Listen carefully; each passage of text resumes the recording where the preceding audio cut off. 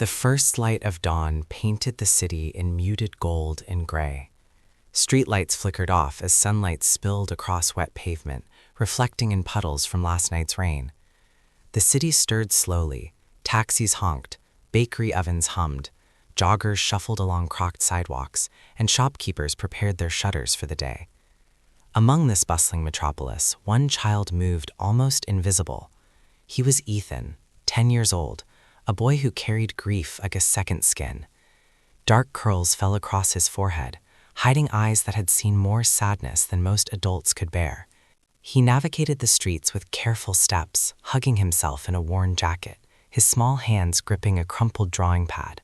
On the cover, a tiny tear hinted at the hours he had spent creating inside, pouring his heart onto paper. This was Ethan's life, quiet, unnoticed, and tethered only to the small remnants of love he had lost. Ethan lived in Sunrise Haven, an orphanage tucked away on a quiet side street. The building was old, paint peeling, floors creaking under every step, yet inside it smelled faintly of hope, old books, soap, and faint traces of home-cooked meals. Today, like every morning, the other children tumbled into the dining hall with laughter and chatter, but Ethan remained upstairs, perched on the edge of the staircase, legs dangling. His eyes were fixed on a single page of his drawing pad, where a simple pencil sketch took shape. A small brown dog, floppy ears bent over, a round-eyed expression full of sorrow. This was not just a sketch, it was a plea, a bridge from a lonely heart to the unknown world beyond. Ethan had no idea that this single drawing would soon ripple across an entire city. Miss Layton, a kind woman in her mid-40s, with tired eyes that had seen too many children suffer, noticed him from the hallway. She quietly approached, her step soft. "Hey, Ethan," she asked gently. He flinched slightly, gripping his pad closer. I'm fine," he whispered. She crouched to his level, offering a gentle smile. "I see what you're drawing." His breath hitched. Children rarely received acknowledgement for their grief. Few cared enough to notice the trembling lines of pain in his art. I'm looking for him," Ethan admitted softly, his voice breaking. "My dog, Milo, he's gone. His words trailed off. Miss Layton took the drawing carefully in her hands. Her heart ached at the purity of his hope and the depth of his loneliness. "You know," she said, "sometimes the world notices more than we think." Later, after breakfast, Miss Layton returned to her office. She could not stop thinking about the sketch, about Ethan's tiny, fragile hope. With a deep breath, she took a picture of the drawing and wrote a short message on the orphanage's community page. "Ethan is looking for his lost dog, Milo. He is 10 years old and has drawn this to help." She pressed post and immediately felt a strange mixture of dread and excitement. She didn't know what would happen next. Within minutes, notifications started pouring in. Shares, likes, comments, people tagging friends. Animal lovers, parents, teachers, all feeling the quiet pulse of a child's grief. Ethan had no idea the tiny pebble he had thrown into the vast ocean of the city's heart was about to create waves. Ethan returned to his room, the drawing safely under his pillow. He stared at the walls, silent. Memories pressed in. Warm sunlight streaming through the kitchen window at his old home. Milo barking at the door when he returned from school. The laughter of a family that no longer existed. He hugged his knees, his chest tight. A single tear slid down his cheek, unnoticed. It had been a long time since anyone had cared. And yet, a small flicker of hope whispered inside him. Maybe someone will see. Maybe someone will help. Outside, the city moved on as if unaware of Ethan. But slowly, imperceptibly, the city began to notice. A dog walker saw a flyer on a lamppost and paused. A teacher scrolling through a community board stopped and shared it with her class. A neighborhood social media group began to form search teams. The city was waking to the idea that a child's grief could matter, that even one small drawing could remind people of the goodness still alive in humanity. As night fell, Ethan lay in his bed, clutching the pad. Outside, the streets glimmered under streetlights reflecting in puddles. Somewhere in the vast city, Milo might be wandering. And for the first time in months, he felt something he hadn't dared to imagine. The city might just hear him. The morning light hit the city in sharp golden streaks, cutting through fog that lingered over sidewalks and rooftops. Commuters bustled along streets, hurrying to offices. Buses rattled along cracked roads, and shopkeepers hung their signs with precision. The city felt alive, fast, impatient, and indifferent. But not everyone was caught in its rhythm. Ethan sat on the curb outside Sunrise Haven, the drawing pad clutched to his chest. He had spent the night thinking about his lost dog, Milo, and the strange mixture of hope and fear that accompanied the post Miss Layton had shared online. He hadn't dared check the reactions yet. The world, he feared, would just ignore him like it always had. Inside the shelter, Miss Layton refreshed her phone for the third time in 10 minutes. Notifications exploded. Hundreds, then thousands, then tens of thousands of shares. A dog with a floppy ear? This boy is so brave. Animal rescue groups had begun posting the drawing on their pages. Local social media accounts encouraged volunteers to organize searches. People who had never met Ethan were emotionally invested in finding his lost friend. For Miss Layton, it was overwhelming. She knew this kind of sudden attention could be dangerous too. But the urgency, the citywide empathy, gave her a strange sense of hope. Back outside, Ethan didn't know any of this. The city felt the same, loud, imposing, and unknowingly cruel. His stomach knotted with nerves. He whispered to himself. His small hands fidgeted, pressing into the folds of his worn jacket. Every noise startled him, a taxi horn, a barking dog, a passing bike. The city was alive, but Ethan felt invisible. A faint tug at his pocket reminded him of his drawing. He took it out, staring at Milo's floppy ears and round, pleading eyes. Maybe someone will see this. Maybe someone cares. The hope was fragile. A single crack could destroy it. By mid-morning, the city's first response teams were mobilizing. Local volunteers formed informal search parties, armed with flyers, photos, and phones. Dog walkers checked nearby parks. Residents of apartment buildings peered out their windows. Even some commuters glanced at the photo on their feeds, tagging friends or sharing leads. Ethan's drawing had sparked more than awareness. It had triggered action. And yet, the more the city moved, the heavier Ethan's heart felt. Each missed sighting, each unreturned phone call fed his fear. Maybe no one can find him. As noon arrived, the post began trending on citywide social media channels. Well-meaning strangers offered advice, resources, and locations, but the exposure brought unintended challenges. Others assumed the dog was gone forever. A few negative voices criticized Ms. Layton for oversharing a child's private struggle. Ethan didn't know about the comments yet, but the tension began to echo inside him as whispers of doubt. Everyone will give up. Determined to check nearby alleys and streets himself, Ethan ventured out. The city that morning was bustling, overwhelming. Car horns, construction, sirens, and crowds made it nearly impossible to hear anything. He called Milo's name softly. The echo returned nothing but the distant clatter of life. Passing people glanced at him, some kindly, some impatiently, others ignoring him completely. Each ignored glance felt like a tiny wound. Milo, Ethan whispered, fists clenched around the pad. The city, large and bustling, had begun its search, but for Ethan it felt indifferent. Near an alleyway littered with trash, Ethan nearly tripped over a box. "Hey," a voice called. He looked up to see a woman crouched by a fence. Her name was Clara, a local animal lover who had seen the post on her feed. She was dressed casually, carrying a small notebook and a leash. "Are you looking for Milo?" she asked gently. Ethan's heart skipped. He had never encountered someone who approached without judgment, without impatience. "Yes, I don't know where to look," he said softly. Clara smiled, her voice warm. "Then let's look together." It was the first time someone had offered tangible help. Ethan felt hope and fear collide in his chest. Can I trust this? As they searched streets and parks, a shadow of brown fur darted behind a fence. "Milo?" Ethan's heart raced. "Milo," he called softly, but the dog vanished before they could reach him. Ethan fell to his knees, hands pressed to the ground. "I almost had him," he whispered, tears welling up. Clara placed a hand on his shoulder. "It's okay, we'll find him." Her words comforted him, but also reminded him of the fragility of hope. Every near sighting deepened his emotional tension. The city seemed close, yet he felt further than ever from Milo. By afternoon, the local news station picked up the story. Crowds of reporters gathered near Sunrise Haven, interviewing volunteers, broadcasting the search live.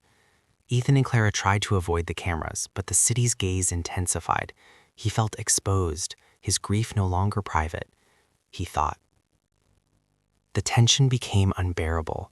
His hope was high, yet each obstacle, each missed sighting, each unanswered lead carved small cracks in his heart. That evening, Ethan returned to the orphanage, exhausted. He hid in a corner of the yard, watching others play.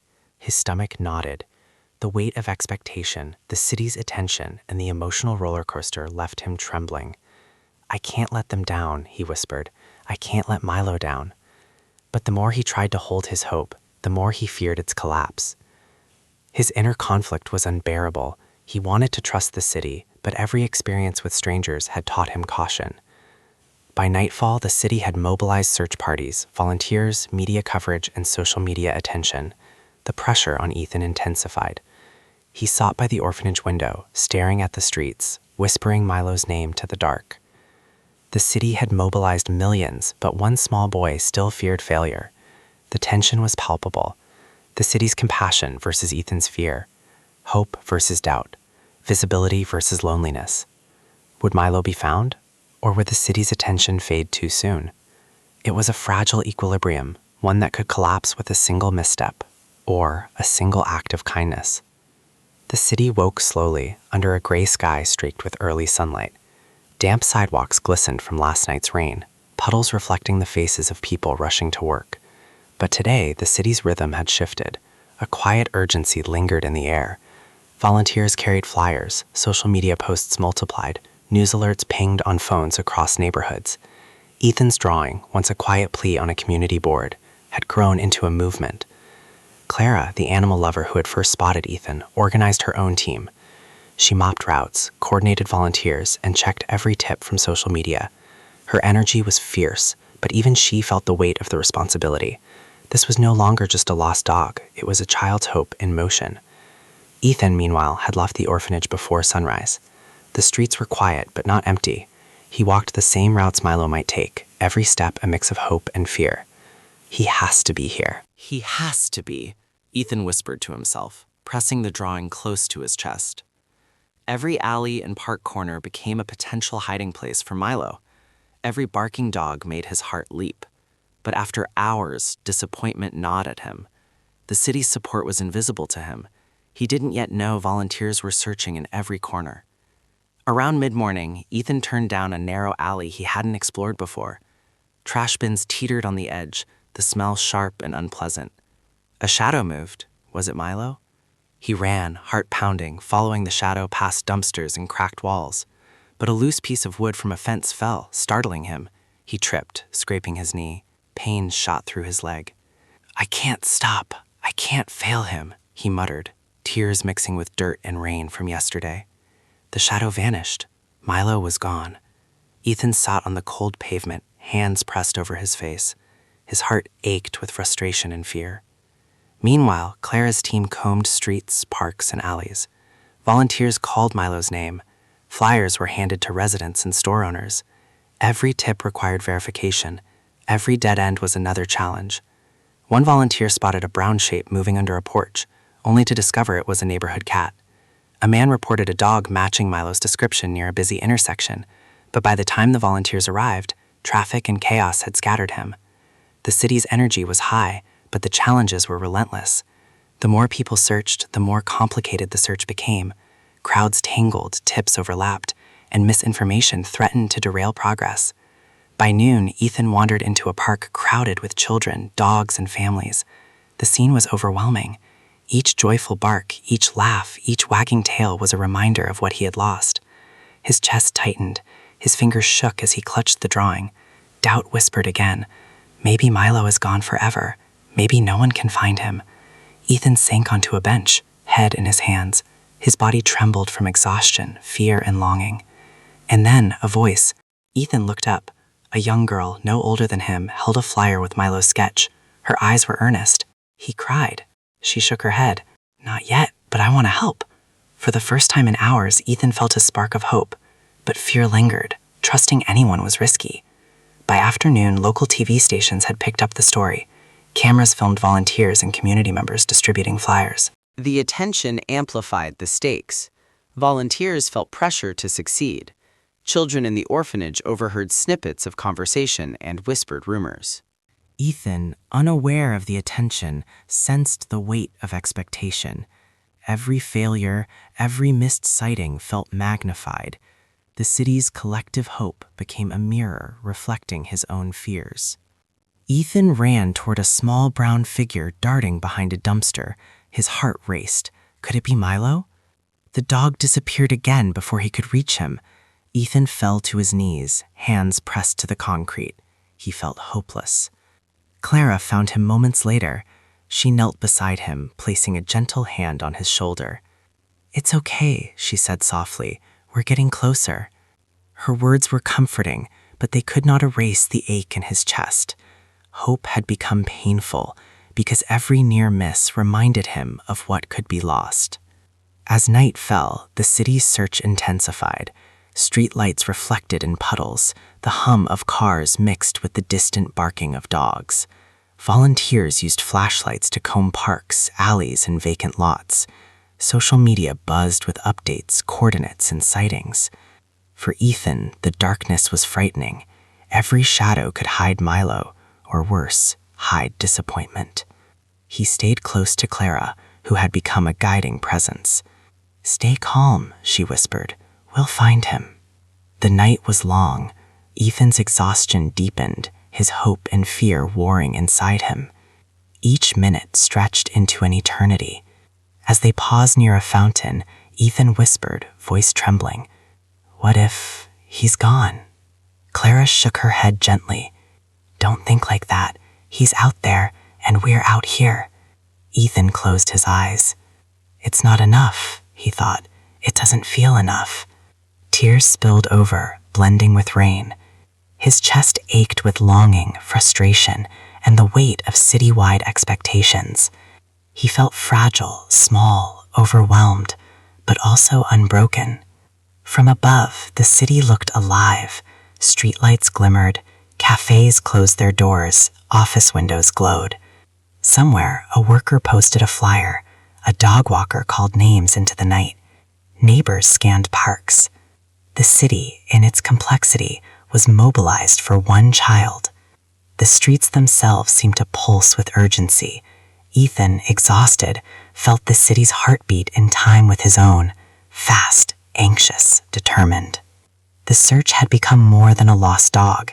It was a symbol, a test of hope, compassion, and collective humanity. Hours passed. Rain began to fall again. Ethan huddled under a tree, soaked, trembling, and ready to give up. I can't do this," he whispered. Clara crouched beside him. "You've come so far." Milo's out there, and you've given the city a chance to see how much love a single child can hold. Ethan's chest tightened. The storm inside him matched the storm outside. Exhaustion, fear, and hope collided. But somewhere deep, he felt a flicker of resolve. I have to keep going. I can't stop, he thought. By now, the streets were nearly silent. Rain drizzled down in a soft, rhythmic pattern, tapping against sidewalks and lampposts. Neon signs flickered faintly, casting long reflections on wet pavement. The city had been searching tirelessly for hours. Volunteers, residents, and social media users had scanned every park, alley, and side street. Every barking dog, rustling bush, and shadow under a fence was a potential lead.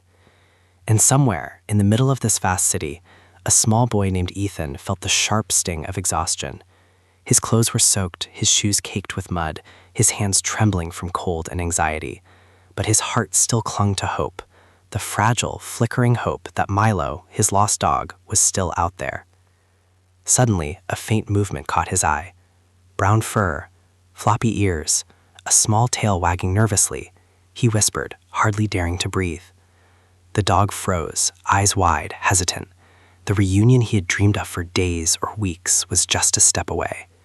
Ethan lunged forward cautiously, hands outstretched. Milo barked softly and wagged his tail faster. Fear, joy, and relief collided in the small alley as the two recognized each other. Tears streamed down Ethan's face. He clutched Milo to his chest. the warmth and fur grounding him in a way nothing else had in weeks. "I found you. I found you," he repeated over and over, voice breaking, heart pounding. Unbeknownst to Ethan, Clara's team had been monitoring the search. A volunteer had spotted the glimmer of Milo in the alley from a distance. The city collectively exhaled. People who had never met Ethan felt a surge of emotional relief. Stories, shares, and messages flooded in. For many, it wasn't just a dog. It was hope restored, compassion proven, and the power of a community acting together. Ethan hugged Milo tightly, burying his face in the dog's fur. "Don't ever run away again, okay? I can't lose you," he whispered. Milo barked softly, tail wagging, as if to promise he would stay. Clara approached slowly, not wanting to intrude on the private reunion. "You did it, Ethan," she said softly. Ethan looked up at her, eyes red and shining. I was so scared," he admitted. "I thought maybe no one could help." Clara smiled gently. "Sometimes the hardest moments are the ones that teach us the most. You never gave up, and the city never gave up either." As he held Milo, Ethan's mind replayed the journey of the past days. The countless streets he had scoured alone, the strangers who had stopped to help, the volunteers who had searched tirelessly, the media attention and citywide attention that had seemed so overwhelming. He realized that his grief, his drawings, and his determination had sparked something bigger than himself. The boy who had once felt invisible now understood that even one small act, one small hope, could ripple outward, creating change and connection. It was the drawing that had started it all. The simple sketch of Milo, created from a heart full of longing, had reached thousands. It had mobilized volunteers, caught media attention, and ultimately led to the reunion. Ethan realized that his art was more than a drawing. It was a voice, a bridge, a plea for help that the world could not ignore. "I never knew one small thing could make such a difference," he whispered, staring at the crumpled pod now pressed to his chest. Though Ethan and Milo were far from the city center, word of their reunion traveled fast. Neighbors, volunteers, and strangers stopped in their tracks, cheering softly, sending messages of congratulations and offering small treats for Milo. Clara handed Ethan a warm blanket she had carried for emergencies. He wrapped it around his shoulders, feeling the first real warmth he had known in days, not just from the blanket, but from the human kindness surrounding him. Even the city seemed to celebrate in its quiet way. Lights twinkled off distant buildings. A bus honked joyfully, almost like an applause. Somewhere, a radio station played soft music that seemed to match the emotional resonance of the moment. Ethan sank to his knees in the alley, hugging Milo and laughing through tears. Thank you all," he said, voice trembling. Clara knelt beside him, brushing wet hair from his forehead. "You never gave up. That's what mattered," she said. Ethan looked around at the team of volunteers approaching, at the strangers who had helped, and felt something profound. Fear had transformed into courage. Loneliness had transformed into connection. Despair had transformed into hope. The city had not just found Milo, it had witnessed a miracle sparked by one child's courage. Even as Ethan cuddled Milo, Clara whispered, "This is just the beginning. People will remember what you've done, Ethan, and maybe, just maybe, it will inspire more than just finding lost dogs." Ethan hugged Milo tighter, feeling the magnitude of her words. He realized the journey had changed him from a lonely, invisible orphan to a child who had moved an entire city with nothing more than a drawing, hope, and love for his pet. He smiled through tears. I think I can do more now," he whispered, voice small but certain. The sun rose slowly over the city, casting golden light over streets that had been alive with search parties, anxious volunteers, and worried hearts. The rain from last night had washed the sidewalks clean, leaving a crisp, almost magical glow. Ethan sat on the steps of Sunrise Haven, Milo nestled beside him, tail wagging gently. The boy had not slept much, but he didn't feel tired. His heart was too full, overflowing with relief, gratitude, and wonder. He turned the crumpled drawing pad over in his hands. The pencil lines that had once seemed so fragile now carried immense power. They had moved a city, touched thousands of strangers, and ultimately reunited him with his best friend. Even as Ethan held Milo close, the city continued to react. Volunteers returned to their daily lives, but many carried a quiet sense of pride. They had witnessed the impact of collective kindness and the power of a single vulnerable voice. The city was transformed, subtly but unmistakably. People talked differently, smiled more openly, helped strangers more readily. Ethan's journey had reminded them of something they had long forgotten, that even a small heart can change the world. Ethan crouched beside Milo, brushing the mud from the dog's ears. He whispered, "You know, Milo, we did it." For the first time in weeks, he felt a sense of permanence in his joy. The fear, loneliness, and uncertainty that had weighed on him were still there, but they no longer controlled him. He thought about the journey, the early mornings, the near misses, the strangers who had stopped to help, the city-wide attention. Each moment had tested his resolve, yet every challenge had strengthened his heart. I can trust people, he realized. I can have hope. Clara knelt beside him, smiling warmly. You did more than find Milo, Ethan. You reminded a whole city that kindness matters, that hope matters. Ethan looked at her with wide eyes. I just drew a picture, he said softly. And look what that picture did, Clara replied. It traveled further than you imagined. Ethan smiled, feeling the truth of her words deep in his chest. He understood now. Hope, persistence, and love were tools stronger than fear or loneliness. News outlets continued to follow the story for a few days, but instead of sensationalizing, they focused on the city's response. Volunteers and ordinary citizens had mobilized. Compassion and empathy had driven action. A child's courage had united strangers. Ethan did not care about fame or recognition. The true reward was Milo's soft bark, the warmth of a blanket from Clara, and the knowledge that the city had listened and acted. Teachers at the orphanage praised him gently, not for the story or attention, but for persistence, patience, and love. Ethan and Milo walked through the nearby park, golden morning light spilling across wet grass. Children played, dogs ran freely, and birds chirped softly in the trees. Ethan paused, looking around. He thought about every obstacle, every near miss, every tear and moment of fear, and he smiled. He whispered to Milo, "Today, we changed something." Milo barked, tail wagging furiously, as if agreeing. Ethan reached into his backpack and pulled out his drawing pad. He added a small heart in the corner of Milo's sketch, a symbol of resilience, hope, and love. This is just the beginning, he thought. As the camera pans out from Ethan and Milo, we see the city awake, alive, and subtly transformed. Small acts of kindness, helping a neighbor, feeding a stray, listening to someone in need, begin to echo through streets, parks, and homes. Ethan's story reminds us that no act of hope is too small. Compassion can move mountains, and even the most fragile hearts can create waves of change. His journey demonstrates that vulnerability, courage, and persistence are not just personal virtues. They are catalysts for collective transformation. If you are moved by Ethan's story, take a moment to share a small act of kindness today. Even one gesture, helping a stranger, comforting a friend, or supporting someone in need, can ripple far beyond what you imagine. And if you want more inspiring stories of kindness, hope, courage, and resilience, make sure to subscribe and click the notification bell. Share your thoughts in the comments. What would you do to help someone like Ethan?